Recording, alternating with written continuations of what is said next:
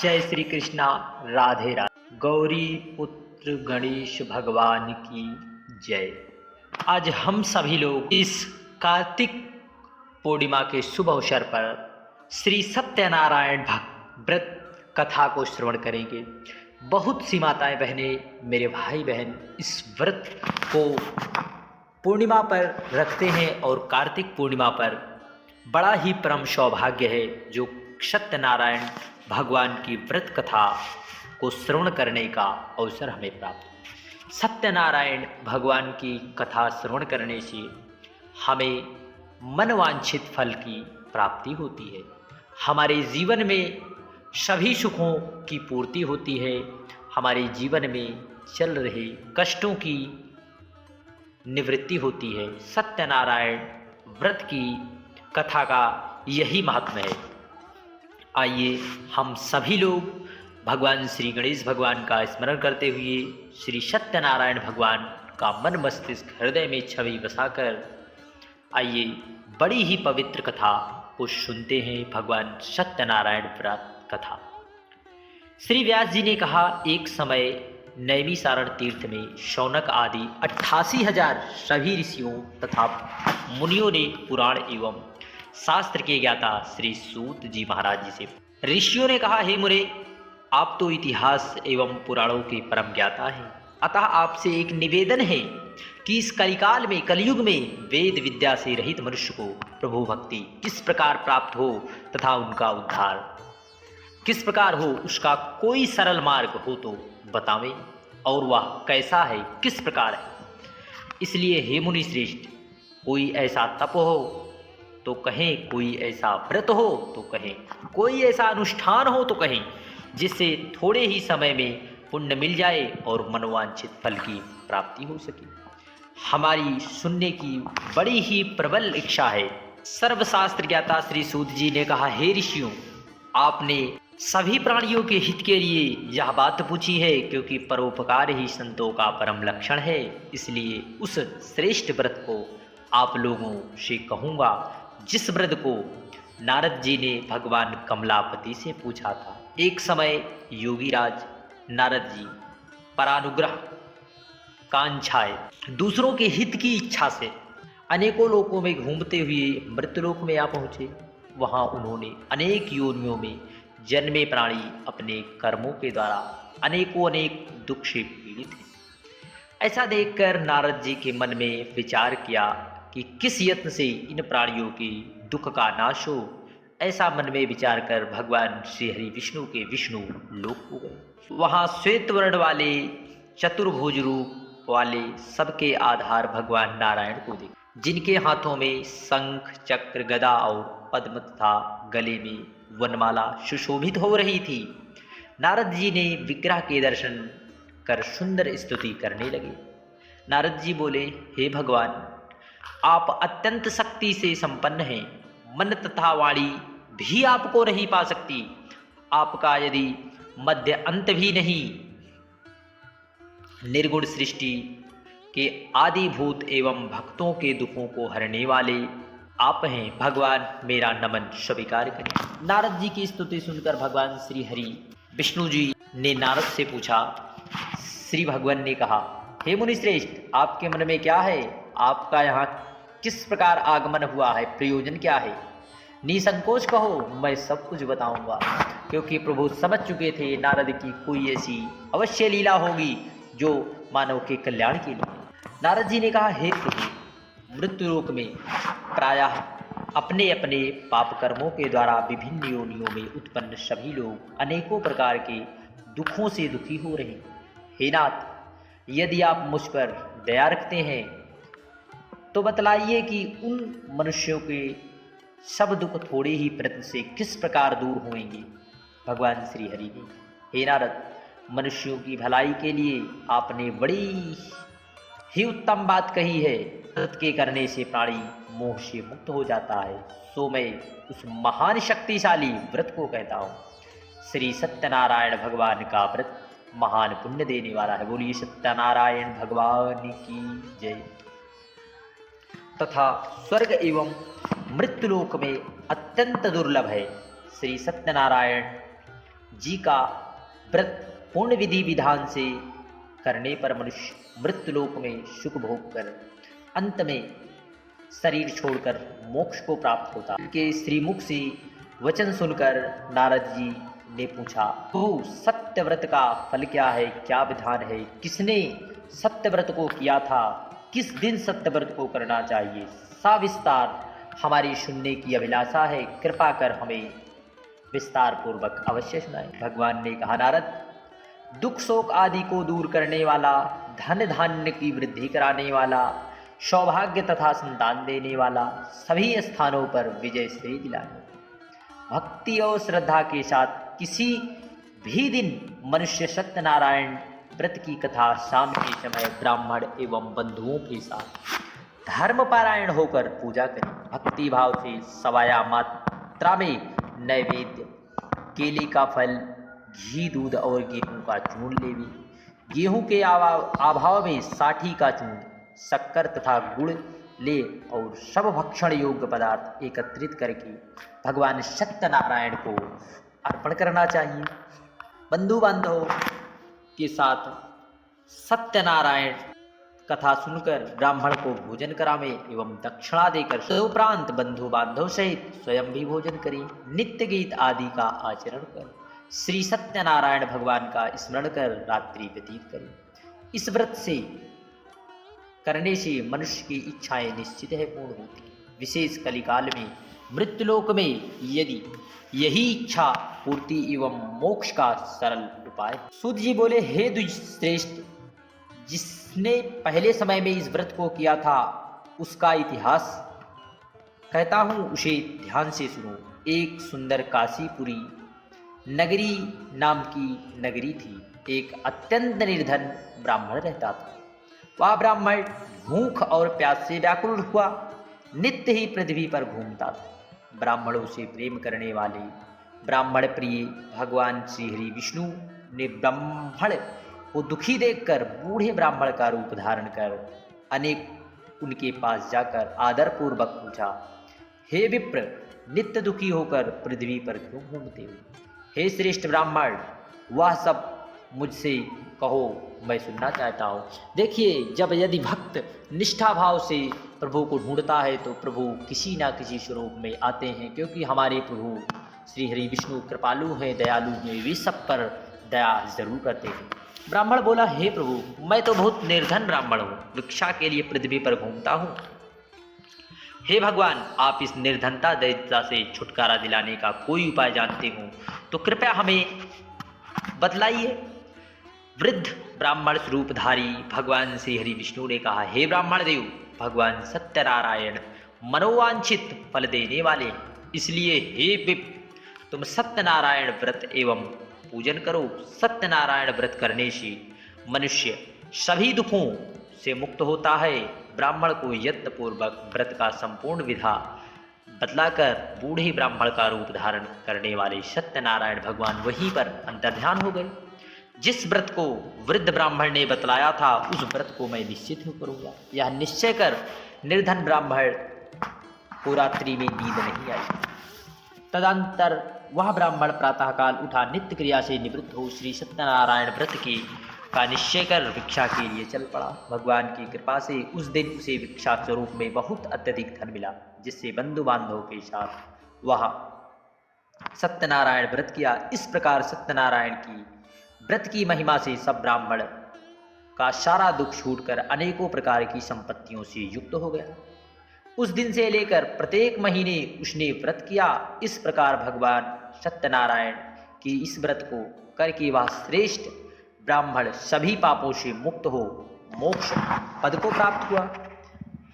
हे विप्र, पृथ्वी पर जो मनुष्य श्री सत्यनारायण व्रत करता है वह सब पापों से छूटकर दुर्लभ मोक्ष का अधिकारी बनता है।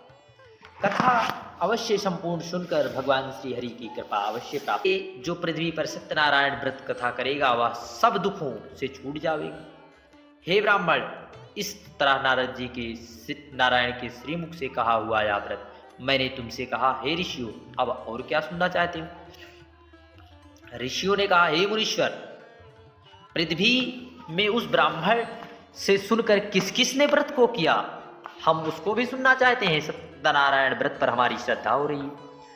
श्री सूत जी बोले, मुनियों, पृथ्वी में जिसने व्रत को किया वह सब सुनो। एक समय एक ब्राह्मण धन और ईश्वर के अनुसार बंधु बांधवों के साथ व्रत करने को तैयार हुआ।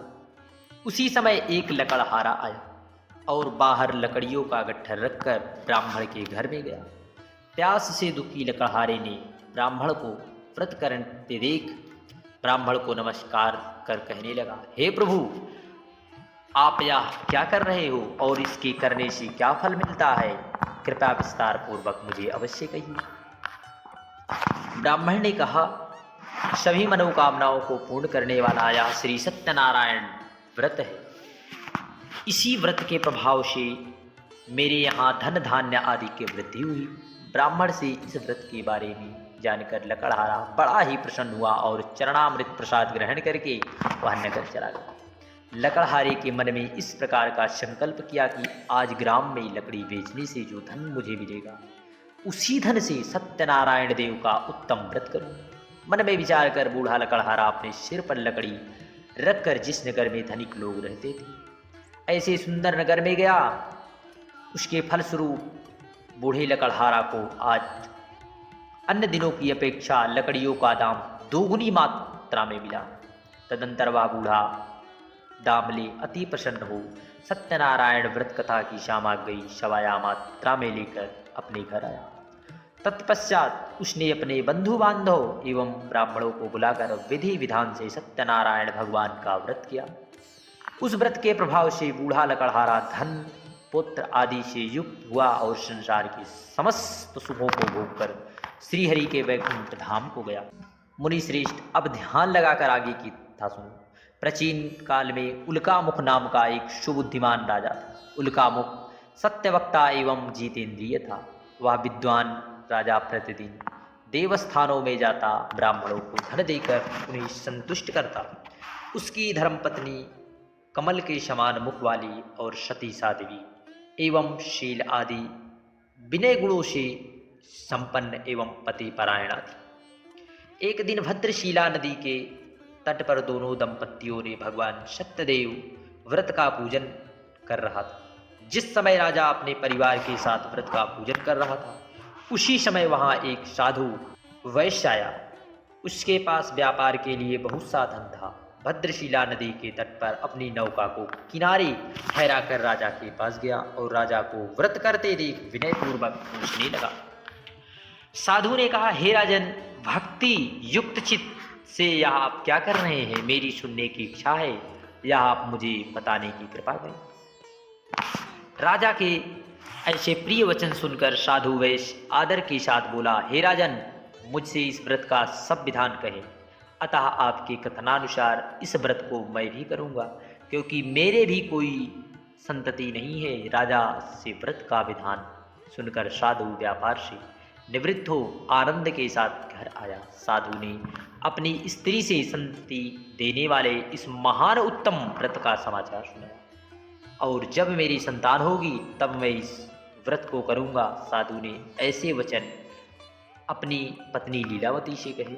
एक दिन पत्नी लीलावती आनंदित हो एक सांसारिक धर्म में प्रवृत्त होकर सत्यदेव की कृपा से गर्भवती हुई तथा समय बीतते पर 10वें महीने में उसके यहाँ एक सुंदर कन्या ने जन्म लिया।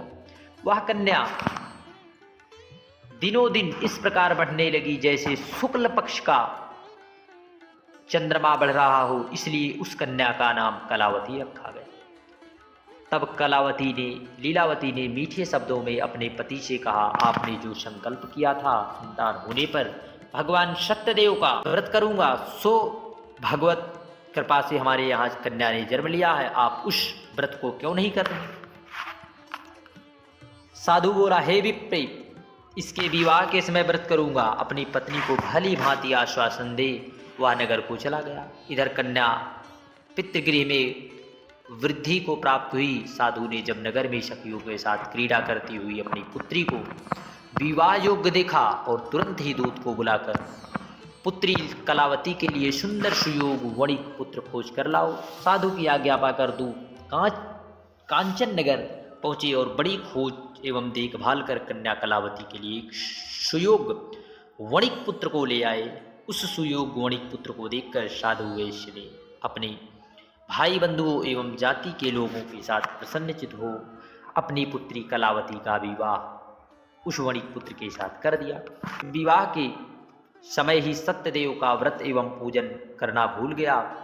पूर्व में व्रत का संकल्प करने के बाद भी संकल्प पूरा न होने के कारण भगवान सत्यनारायण कुपित हो गए और अपने कार्य में कुशल साधु बनिए अपने दामाद सहित समुद्र के समीप व्यापार करने रत्नसार पहुंचा और वहां चंद्रकेतु राजा के नगर में दोनों ससुर जमाई व्यापार करने लगे।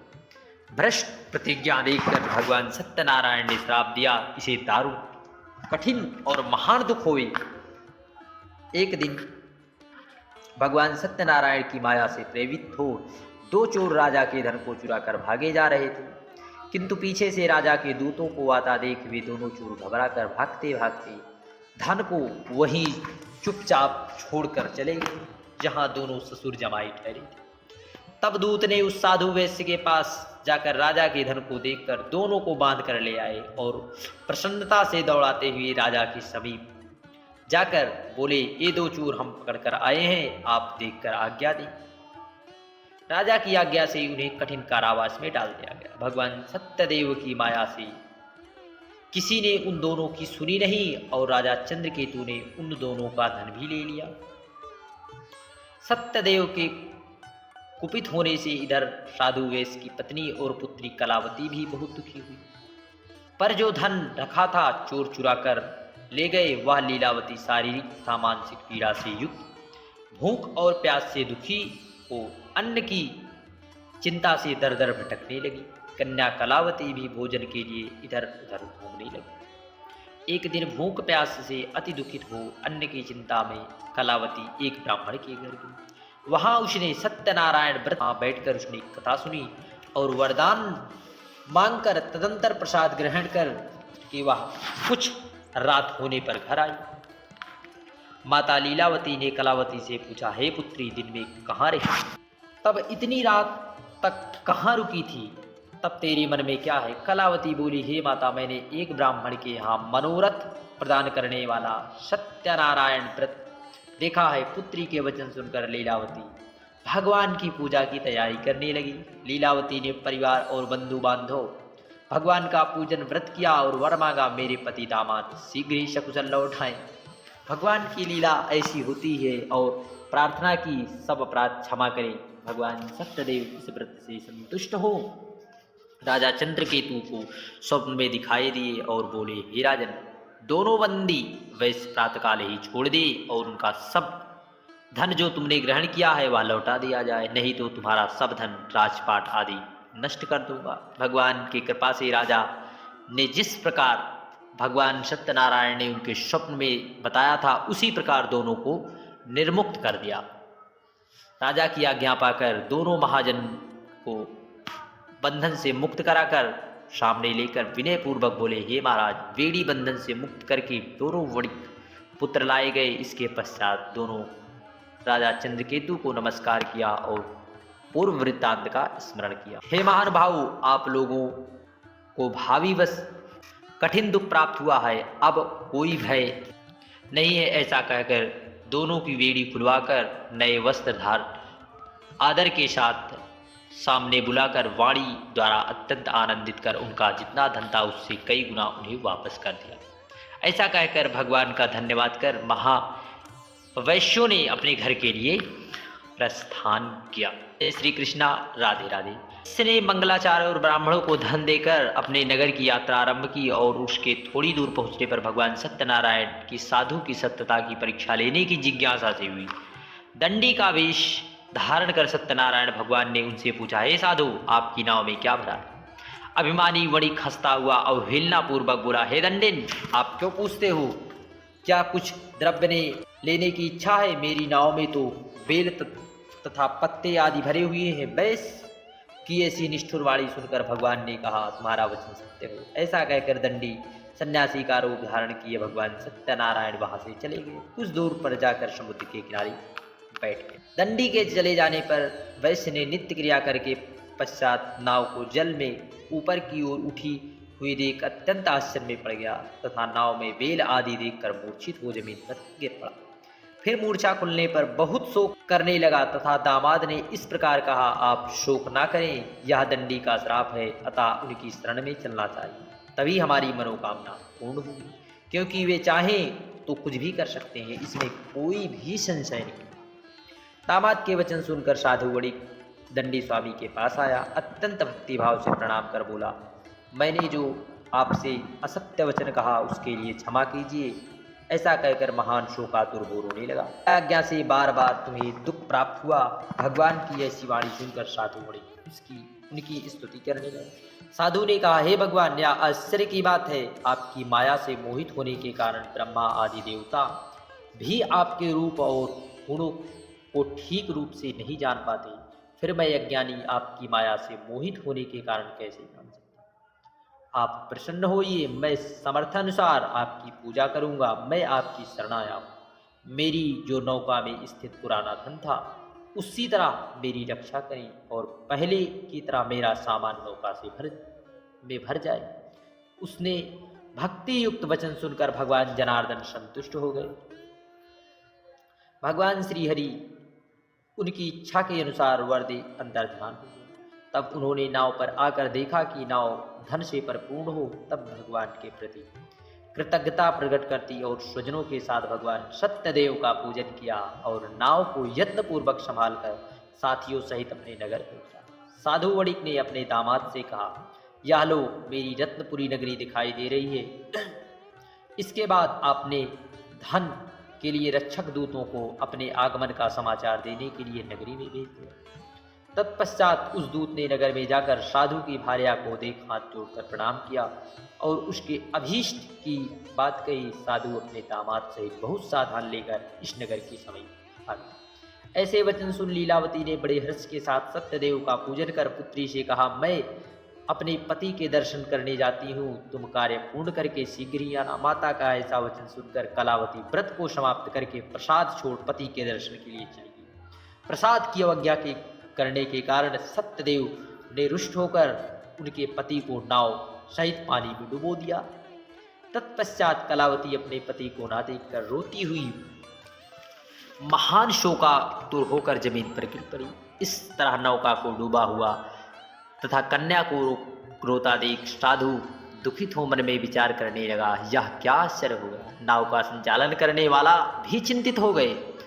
लीलावती की कन्या को व्याकुल देख विवल हो गई और अत्यंत दुख से विलाप करती हुई अपने पति से इस प्रकार कहने लगी, अभी अभी नौका के साथ दामाद जी कैसे अलक्षित हो गए, ना जाने किस देवता की उपेक्षा से नौका हरण कर ली गई, अथवा सत्यनारायण की महिमा कौन जान सकता है। ऐसा कहकर सुजनों के साथ विलाप करने लगी और कन्या कलावती को गोद में लेकर रोने लगी। कलावती कन्या भी अपने पति के नष्ट हो जाने पर दुखी हो अपने पति की पादुका लेकर उनका अनुगमन करने के लिए उसने मन में निश्चय कर लिया।